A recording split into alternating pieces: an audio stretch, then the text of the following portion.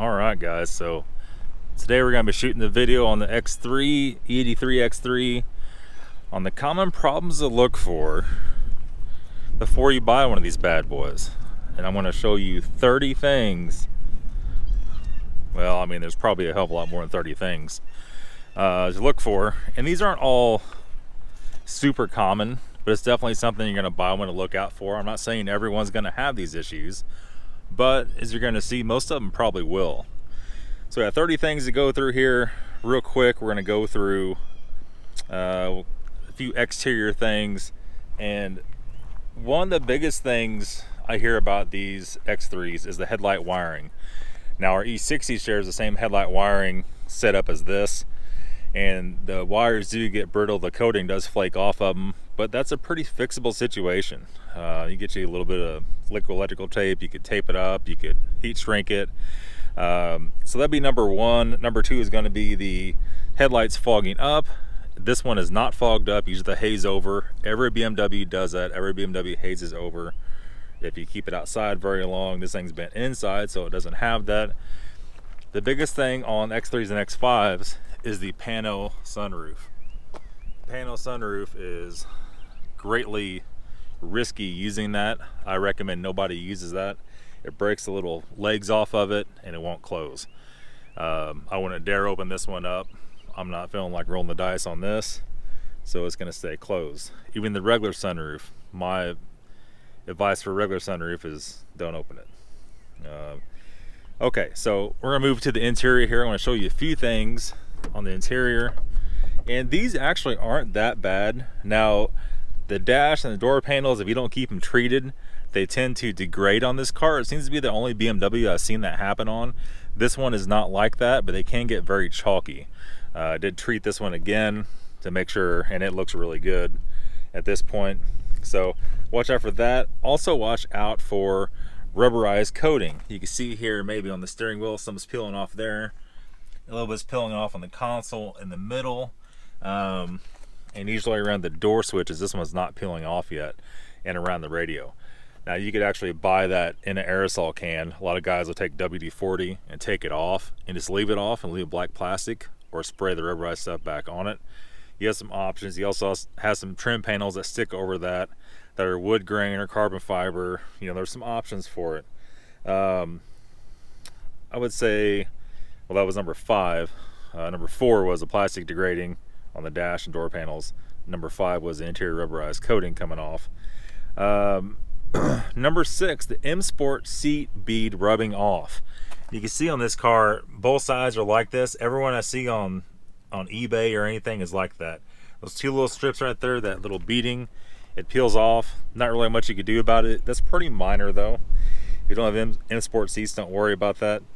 Next up is A and B pillar material coming off. If you can see here, these aren't too bad about doing that. It's coming off a little bit there. They usually come off up in here, but like I said, this car was not kept outside, so it's not really doing that. Let me see here. iDrive. The iDrive, this one doesn't have iDrive, which is actually better. Goes right here. On this one, it's just a little compartment. The iDrive is a nav system that runs basically the whole entire car.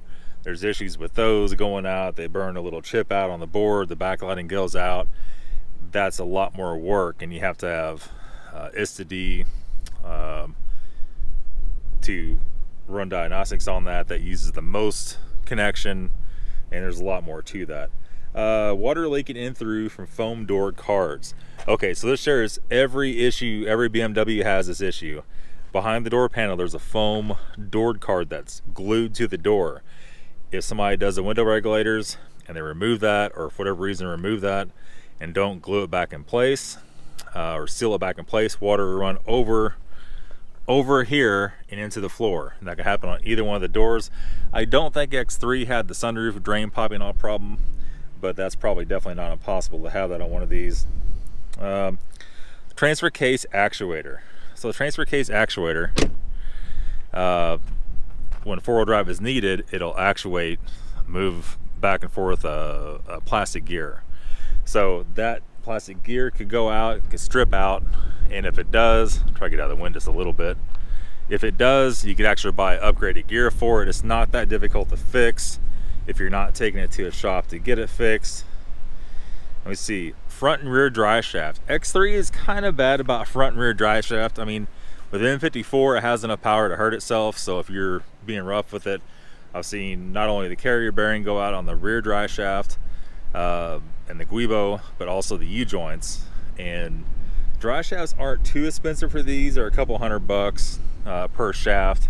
Usually they're pretty available on eBay. They are different from manual to automatic. I'm trying to get out of the wind, but there's no escaping it. Let me see here.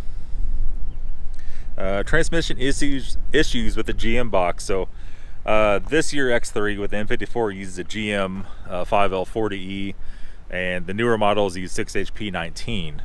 The 2007 and up would have 6HP9. No, I'm sorry, late 2006 and up would have 6HP19. Both are really good boxes, and don't usually have a lot of failure points at them. But if you don't change the fluid in either one of them, they do not like that, and they will definitely grenade or have valve body issues. So let me see, next up here, rear diff bearing. So I thought this thing had a rear diff bearing noise, and Shannon actually changed the tires. I think that's what he did, change the tires, and it fixed it. It doesn't do it now. But they do have where the CV axles go into the rear diff. They do have issues with that bearing going out these years, so you can buy just the bearing and replace only the bearing if need be, and that is something to look out for. So if you have a whining noise when you're driving, which in this case it was tires, so there is that. Let me see here. Front diff grenading if fluid never changed. That's pretty much anything though. X5's had that. E46 all-wheel drive cars had that same issue. If you keep up with the diff and the fluid in the front diff, you have the right fluid in it and it doesn't leak and go low, it's not going to do that. When it does grenade on these, the drive axle runs through the oil pan and it takes the engine with it. So you don't want that, definitely, for sure. I think other than that, we're down to engine differences. So we have, for the M54, let me open the hood on this thing, we're going to get to that. It's only been sitting here like 2 days and a mouse has already chewed that up. Sweet. Gotta love that. Thanks, Missouri. Anyhow, M54 engine. Look at my list out here. We're gonna run down through that. About 3,000 texts to my phone come through. So M54, the DISA going bad. The DISA is right here. It can be pretty costly. That is different from vehicle to vehicle, so keep an eye out for that. Next one is CCV and lines. You can see the top CCV line here has a little bit of a seep to it. That is the crankcase breather system. That can definitely go out and cause all kinds of issues. This is for the M54 only. Okay, so this is going to be up to early 2006. So 2003 to 2006 on these cars. And the valve cover cracking. This valve cover isn't near as bad on this year. On the X3s, it's not as bad, but they still do crack. That definitely is an ongoing issue because they were upgraded in 02. Everything 02 and newer has the newer style coil packs. So you have to watch out for that. Oil filter housing gasket. Oil filter housing is right here. M54 is not horrible about that leaking, not like some other engines, but you will have to eventually replace that. Let me see here. Oil pan gasket. So you notice from under the car, this one, the engine pretty much has to come out to do that one. These aren't, they're fairly bad about leaking, but not horrible about it. And they also have seals that go on the sides that could leak. Like I said, those aren't the most common things on the M54. Let me see here. Next up, vanel seals. So the vanel seals on these, you barely see it on this one. It has this cover on it. Do go on from the front. To do those, you do have to remove the valve cover, but you do not have to retime the engine. So that's not too bad. Water pump and thermostat and coolant lines. You guys see me doing 100 times on here. Everything is on the front of the engine. All the coolant lines.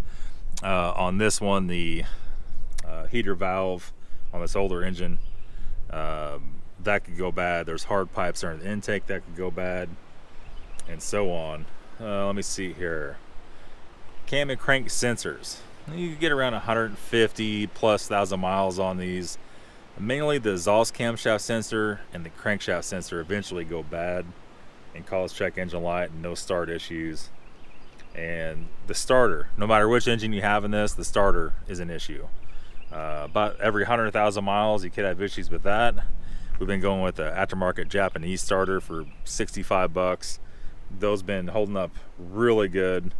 And then N52 engine, I think we'll go to the E60 for that one.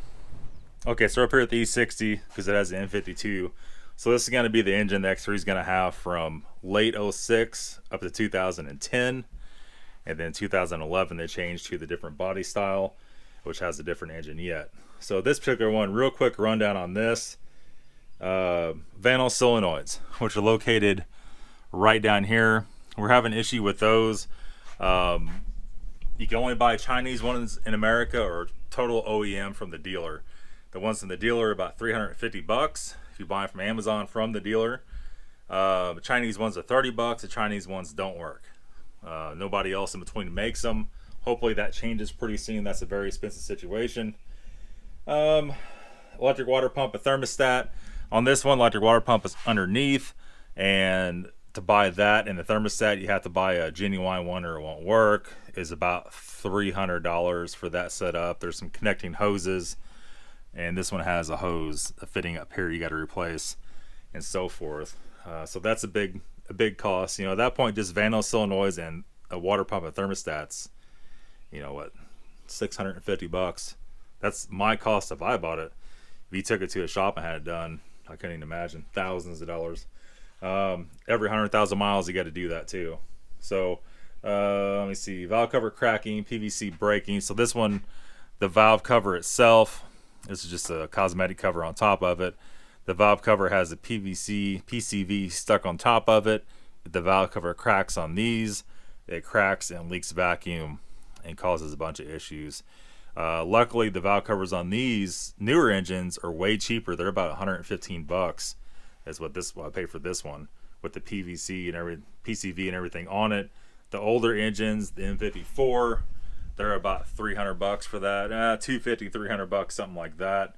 Let me see here. Oil pan gasket on these are a lot more common to leak. They do take aluminum bolts, so you can also have broken bolts. You know, this engine in the X3 is basically this exact same engine. The oil pan is slightly different. There again, X3, any X3 that's all-wheel drive, the axles will run right through the oil pan. So to take the oil pan off on this car and on the X3, you'd be a lot better off pulling the engine and doing it. The time you fiddle around with pulling the subframe, pulling the axles, pulling all that out, might as well take the engine out, might as well do the rear main wire there too, because this probably leaking also. Oil pan gasket, okay, battery broken bolts. Broken head bolts, N52, if it's ever been overheated, they have aluminum head bolts, they have aluminum oil filter housing bolts. That stuff likes to shear off. And the old M54 engines, like our X3 has in it, they would strip the bolts out at aluminum block. Well, they fix that by using aluminum bolts, so now if you overheat it, you break it.